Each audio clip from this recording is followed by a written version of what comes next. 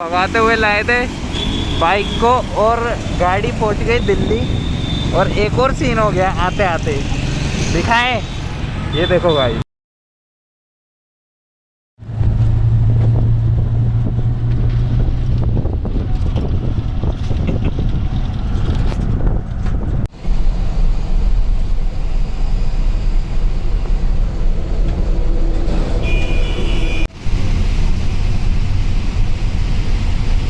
So guys finally बसों में धक्के खाते हुए पहुंच गए service centre.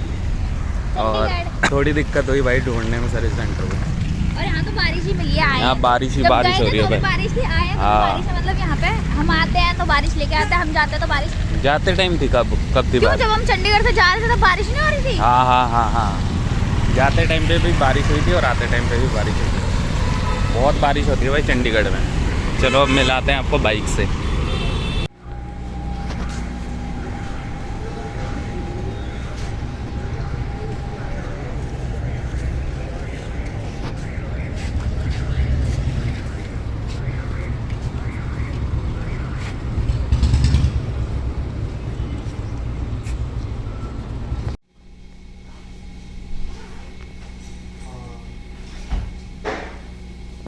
Finally guys battery change करवा ली है अपन ने, वो भी सर्विस सेंटर से। तो नई बैटरी अपने को मिल गई है।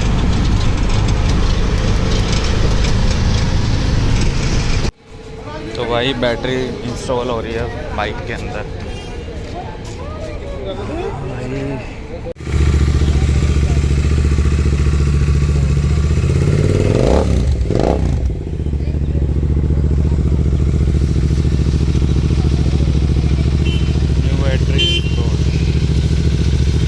तो भाई फाइनली बैटरी इंस्टॉल्ड हुई है और बाइक स्टार्ट हुई है।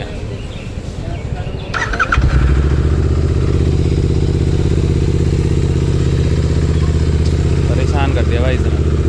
तो भाई फाइनली अपना काम हो तो गया है। अभी बिलिंग वगैरह हो रही है और बिलिंग में भी काफ़ी टाइम लगा रहे हैं। आधा घंटा हो गया मेरे को खड़े हुए, बैटरी चेंज हुए। और रही बात बैटरी की, तो बैटरी चेंज कराने में भाई 200 रुपये ले लिए मेरे से, जो कि नहीं लगने चाहिए थे। तो भाई यानी समझ लो मजबूरी का तो फ़ायदा उठता ही है हर जगह। तो ये चीज़ तो मैंने सीख ली है। बाकी ये रही अपनी बाइक। तो गाइस ये रहा बिल और यहाँ पर 100 रुपये लगा है कंज्यूमेबल चार्ज ओनली। बाइक मैंने वॉश करा ली है, पानी मरवा लिया बेसिकली। बहुत ज़्यादा गंदी हो रही थी, डर्ट हो रही थी। और बाइक मैंने चेक भी कर ली है, बाइक ओके है फ़िलहाल के लिए। तो बाकी देखते हैं दिल्ली पहुँच पाती नहीं पहुँच पाती, ये भी एक क्वेश्चन है इसके ऊपर। आरआर यूनिट चेंज हुई है इसकी और बैटरी चेंज हुई है। बैटरी वारंटी में रिप्लेस हो गई थी और आरआर यूनिट वारंटी में रिप्लेस हो गई। दोनों चीज़ें वारंटी में हो गई थी। हाँ भाई पहुंच जाएगी दिल्ली। तू तो सो ली मज़े से। सोई कब मैं सोई नहीं, आगे मन करता है। अच्छा भैया काफ़ी टाइम बाद बाइक ले जाने आए हैं।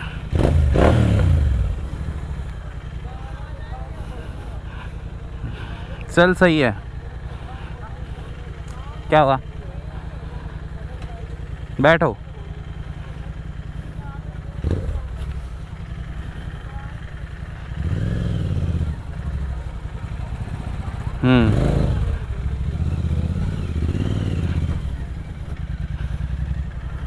चलो भैया।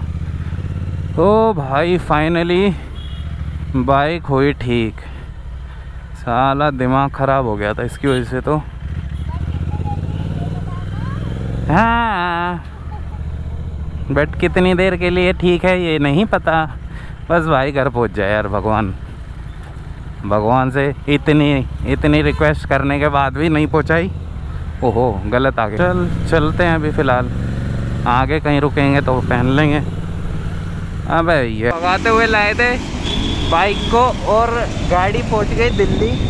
और एक और सीन हो गया आते आते, दिखाएं, ये देखो भाई। ये भाई टेढ़ा हो गया, ये देखो। एक सेकंड फ्लैश जला लूँ। ये देखो भाई क्रैक आ गया भाई इसमें भी। यानी ये भाई इसमें ना ज़्यादा वेट डालना बेकार है। मैंने इसमें बैटरी रख दी थी तो भाई ये टेढ़ा हो गया भाई, टूट ही है ये।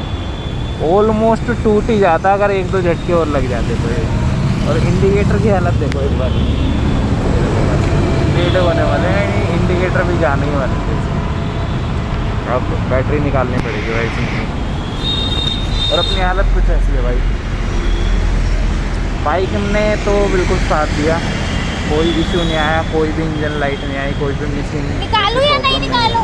निकाल निकाल, गिर जाएगा ये, निकालना पड़ेगा।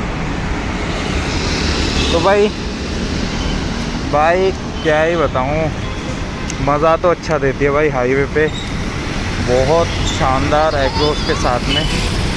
क्या जगह ही नहीं है। तो इस फाइनली बाइक हो गई है ठीक। और प्रॉब्लम यही आई थी कि बाइक की आरआर यूनिट ख़राब हुई थी। तो आरआर यूनिट ना मेन था कि आरआर यूनिट एक्स्ट्रा वोल्टेज दे रही थी बैटरी को, जिससे कि बैटरी फूक जा रही थी, बैटरी डेड हो जा रही थी, उसकी वजह से सेल्फ काम नहीं कर रहा था। तो बस यही प्रॉब्लम थी और स्टार्टिंग से ही यही प्रॉब्लम चल रही थी। मैकेनिक आरआर यूनिट चेक नहीं कर रहे थे, वो बैटरी डेड बता रहे थे, वो सही बता रहे थे कि बैटरी तो डेड है, आपकी बैटरी चेंज होएगी। लेकिन उसके साथ साथ उन्हें आरआर यूनिट भी चेक करनी चाहिए थी, यानी उसकी चार्जिंग चेक करनी चाहिए थी प्रॉपर, कि बैटरी चार्ज कर रहा है, प्रॉपर वोल्टेज दे रहा है या नहीं दे रहा है। और सही बताऊं तो रॉयल एनफील्ड की स्पेयर पार्ट्स और आरआर यूनिट बहुत वीक है। मैंने हेडलाइट लगा रखी थी, माइनस हेडलाइट, जो 110 वॉट की है। तो मैं आपको यही रिकमेंड करूँगा कि रॉयल एनफील्ड की बाइक्स में कोई लाइट एक्स्ट्रा फॉग लैम्प वगैरह मत यूज़ करना, क्योंकि इनके जो आरआर यूनिट होती है, जो चार्जर होते हैं, बहुत वीक होते हैं, वो उतना लोड नहीं झेल पाते हैं।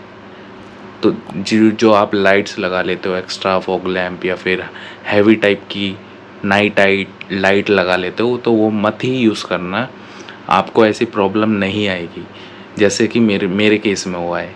तो ये चीज़ मेरे को पता नहीं थी, तो ये चीज़ बाद में रियलाइज़ हुई और सर्विस सेंटर वालों ने ख़ास तौर पे बोला हुआ है इंटरसेप्टर ओनर को कि इसमें कोई भी लाइटिंग या कैसी भी मॉडिफिकेशन ना करे जिससे बैटरी और आरआर यूनिट चार्जर पर लोड आए। तो उसकी वजह से ये प्रॉब्लम बार बार मेरे साथ हो रही थी, रिपीट हो रही थी। तो आपके पास जो भी बाइक है, इंटरसेप्टर है या रॉयल एनफील्ड है, तो मॉडिफिकेशन मत ही कराओ, आफ्टर मार्केट चीज़ें ना लगवाओ। जो कंपनी रिकमेंड करती है, जो इसका स्टॉक बल्ब होता है वो 55 वॉट का होता है, तो उससे फालतू अगर डालोगे तो जाहिर सी बात है कि चार्जर पे लोड जाएगा, बैटरी पे लोड जाएगा। तो इसके केस में यही था कि मेरा आरआर यूनिट बार बार जा रहा था, बार बार फूक रहा था। ये थर्ड टाइम था मेरा आरआर यूनिट चेंज हुआ है, वारंटी में ही हुआ है, फ्री ऑफ कॉस्ट हुआ है, मेरे को कोई पैसा नहीं देना पड़ा। लेकिन उसने प्रॉब्लम ऐसी जगह क्रिएट करी कि वहाँ पर कोई कुछ नहीं कर सकता था। तो सीन यही था, बाइक ओके हो गई, उसके बाद में भी प्रॉब्लम नहीं करी। बट सीन ये है कि मैंने बाइक सेल आउट कर दी है फ़िलहाल के लिए, वीडियो में आपको दिखा दूँगा कौन भाई हमसे लेकर गए हैं। और बाकी तो कोई दिक्कत नहीं है, बाइक ठीक थी, अच्छी थी, शायद फॉल्टी बाइक थी मेरी, और मैंने सेकेंड हैंड ख़रीदी थी, ये मेरी न्यू बाइक नहीं थी, सेकेंड हैंड थी मेरी बाइक। तो सीन यही था, बस बाइक ओके हो गई। अगर स्टार्टिंग से ही मैं आरआर यूनिट चेक करवा लेता बैटरी के साथ, तो ये प्रॉब्लम दोबारा रिपीट नहीं होती। गलती मेरी भी है और मेरे को ये चीज़ पता भी नहीं थी। तो मैं सजेस्ट यही करूँगा कि आप जब भी आप बैटरी वगैरह का और ऐसा कुछ इशू आए ना, तो आरआर यूनिट मेन पार्ट होता है, बैटरी वो मेन पार्ट होता है बाइक का, तो उसको ज़रूर चेक करवा लेना। अगर ऐसा कोई इशू बीच में आता है या फिर कोई इंजन लाइट आती है ना, तो उसको इग्नोर बिल्कुल मत करें, इग्नोर नहीं करना, जैसा कि मैंने करा है कई बार का, और जितनी बार भी करा है इग्नोर, उतनी बार मैं फंसा हूँ। तो इंजन लाइट अगर डिस्प्ले में शो हो रही है तो उसको इग्नोर मत करो, तुरंत के तुरंत सर्विस सेंटर जाओ और A to Z चीज़ें चेक करवाओ कि वोल्टेज प्रॉपर बैटरी को मिल रही है या नहीं मिल रही है, चार्जिंग हो रही है या नहीं हो रही है। तो आप ना फंसो मेरी तरह, इसलिए मैं आपको सजेस्ट कर रहा हूँ। बाकी ये बाइक 1 से 1.5 महीना चंडीगढ़ खड़ी रही थी सर्विस सेंटर में, बहुत इशू आए, बहुत चीज़ें मैंने अरेंज करी, बहुत कंप्लेन करी, लेकिन आरी की तरफ से ऐसा कोई स्पेशल नहीं हुआ कि मेरी बाइक खुद ही वो उठा कर ले गए या फिर स्पेशल केस उन्होंने समझा ही नहीं। तो सब चीज़ें मैंने खुद अरेंज करी। बैटरी भी मैं खुद ही चेंज कराने गया था एक्साइड के शोरूम में, सर्विस सेंटर में। उसके बाद उनको बैटरी दी, फिर उन्होंने आरआर यूनिट पहले ही चेंज कर दी थी, वो भी वारंटी में थी। बाइक अंडर वारंटी थी, इसलिए मेरे पैसे नहीं लगे, बट ट्रैवल वगैरह में मेरे पैसे ज़्यादा लगे हैं। तो ये था मेरा पूरा ट्रिप की जो स्टोरी थी। फॉल्ट क्या था, अगर स्टार्टिंग में ही बंदा फॉल्ट पकड़ लेता, आरआर यूनिट वोल्टेज चेक कर लेता। आरआर यूनिट की वोल्टेज मैक्सिमम 14 से 15 एम्पेयर के आसपास जाती है। जो मेरी आरआर यूनिट वो 18-19 एम्पेयर दे रही थी, जिससे बैटरी जाहिर सी बात है कि ब्लास्ट होनी थी, बैटरी डैमेज होनी थी उस वोल्टेज से। नॉर्मल वोल्टेज 12 एम्पेयर से 14 एम्पेयर तक होती है हाई रेव पे, वो 18 एम्पेयर तक जा रही थी, जिससे कि बैटरी बार बार ख़राब हो रही थी और सेल्फ काम नहीं कर रहा था। तो आरआर यूनिट ज़रूर चेक कराएं। और ये सीरीज़ अगर आपको अच्छी लगी हो तो प्लीज़ इसको शेयर ज़रूर करना अपने दोस्तों यारों में, जो लद्दाख जाने की सोच रहा है अपनी इंटरसेप्टर से।